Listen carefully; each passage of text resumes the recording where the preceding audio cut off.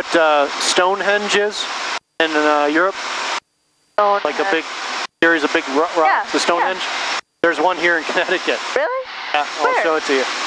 The peninsula with all the trees on it, the big one coming up. Near the end of that, there's a very nice house a doctor owns. And he spent, I don't know how many millions, and he basically reproduced Stonehenge, Connecticut. I think he did it as a sort of to spite the homeowners association or whatever. He wanted to build a small observatory for his daughter who was into stargazing and stuff. And they didn't want to build a structure. They didn't want any structures. Like, no, you can't do another building. So they said you can only do garden things, you know. So officially, this is a really big garden, you know, hardscape.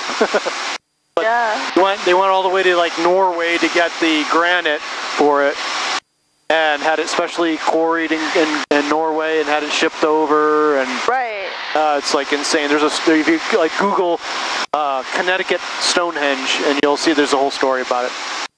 That's awesome. I didn't know about that. No, I was just flying along one day on the coaster. I'm like, what the heck is that? And I'm like, it's like Stonehenge. And then I'm like, so I circled it a few times, and yeah, it's Stonehenge. What town is that?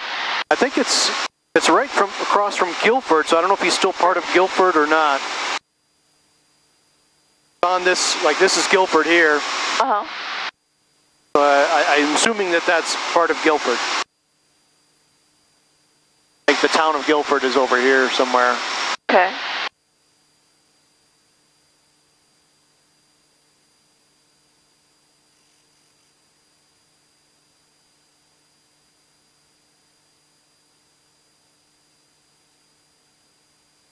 I'm guessing it's not open to the public?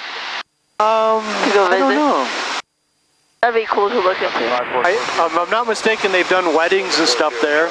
But I think you just have to ask. Right. We'll turn 140 and we're going VFR back to west. Autopilot. So we'll let the autopilot fly for a few minutes. Why are the blue lines up here now? So that's the what they call the bugs, heading bugs. There's a heading bug and an altitude bug and all that. So basically it says this is what you want the autopilot to do. It just synced. When I engaged it, it just syncs to the current heading, current altitude. It says, okay, that's where you want me to be, 4,500 feet and 270 or whatever, 272. So it's just going to hold this until I tell it to do something else. Okay.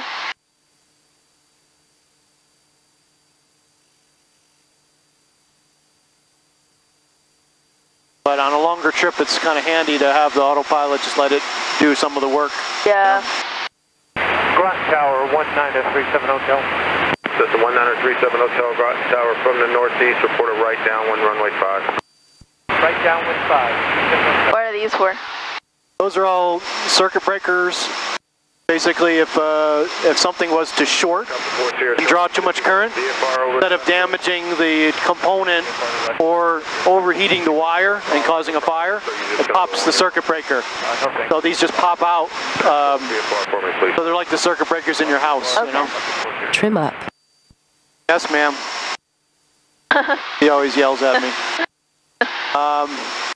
These are also circuit breakers as well. They have a little number on the end of them. That's how many amps they hear. Oh, yeah. But they're also an on-off switch. So if they pop, they go to like a neutral position.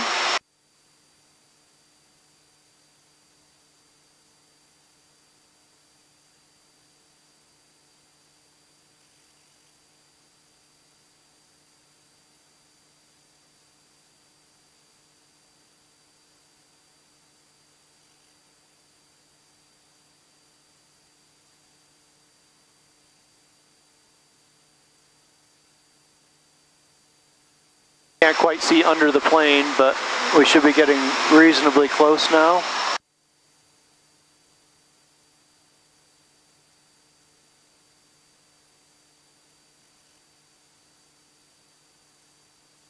That's on the far side. Like if this is the peninsula, it'll be on the far side. There'll be like a little bit of a mini cove Okay. And you'll see a big green area where there's, no trees at all. I see it.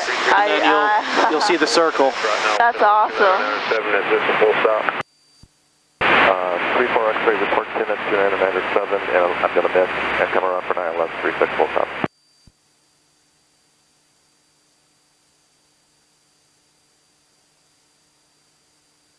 That is really cool.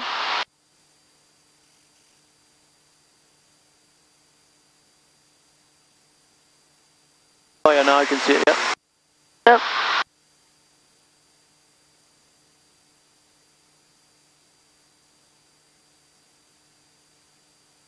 So when you're in an airliner and you're flying around and they're maneuvering to get to the airport, they're not hand flying the airplane most of the time. They're letting the autopilot do it. And when they need to do a heading change, the airplane does what they call a standard rate turn. So it basically banks until the rate of change is the standard rate, which I think is 2 degrees a second or something like that. Okay. If I'm not mistaken, 2 degrees a second. So that's like a nice comfortable bank. So we can demonstrate that with this. I'm going to change the heading bug to something like over this way. Okay. And the airplane will just go ahead and bank. It'll go roll into the turn, and that's a standard rate turn. It's going to hold that altitude until we get to the new heading, and then it'll roll back out. Awesome.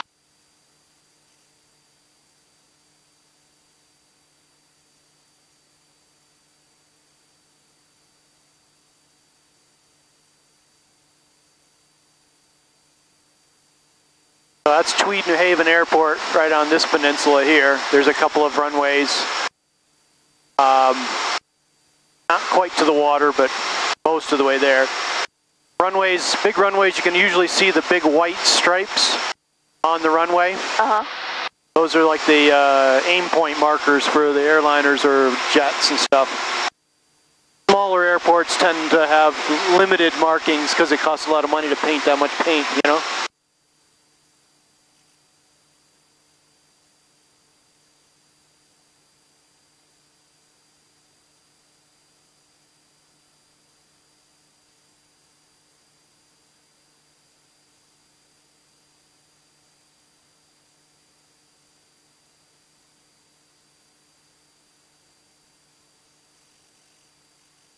Right, 2 Golf Victor, contact New York departure. Good day.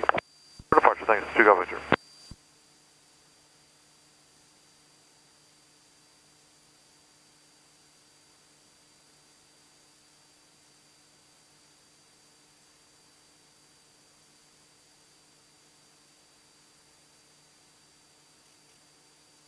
Okay, want to do some more flying?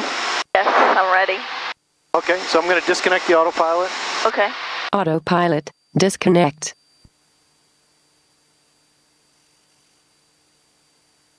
And you can go pretty much where you want to go. This way, that way. I want to go.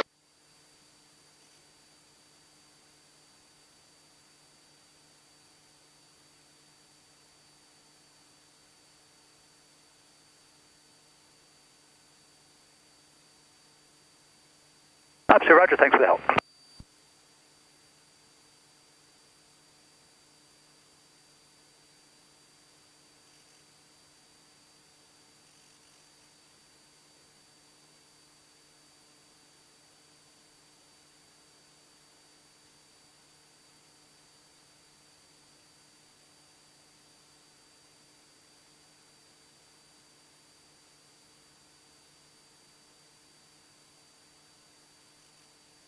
Now you can see the airport pretty good.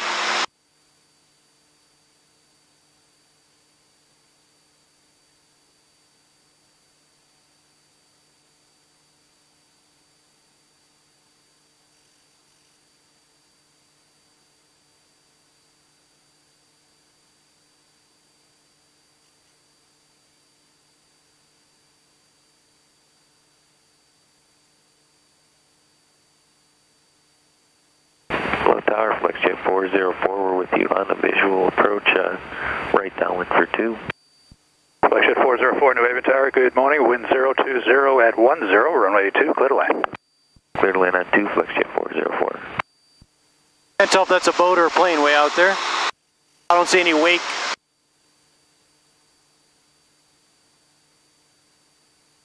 Might be a boat. Ground 207 Alpha Hotels.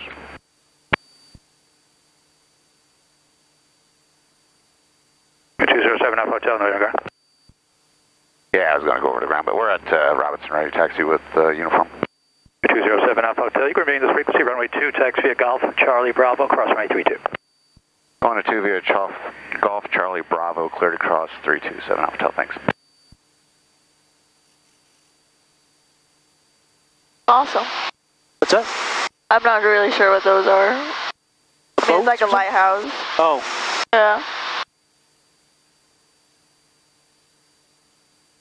It is like a straight line of stone.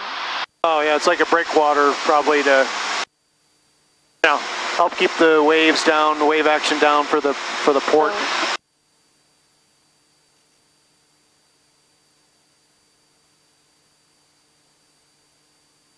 Oh, that's a plane right there. Yep, like a seaplane, float plane. See the floats underneath that? Yeah. Leaving altitude. What does that mean? That means you climbed up 200 feet from where we had the autopilot set. Oh. So the autopilot just warns you like, hey, or did you mean to leave the altitude, or what are you doing? Yeah, you can see all the buildings from New York City now, straight on the nose. See all the big... Wow, that's crazy. And we're, what? You're 45 nautical miles, so that's over 50 miles away. You can easily see the buildings. It looks even prettier, though, when the sun is on the west side. Oh, I bet, in the evening, you know.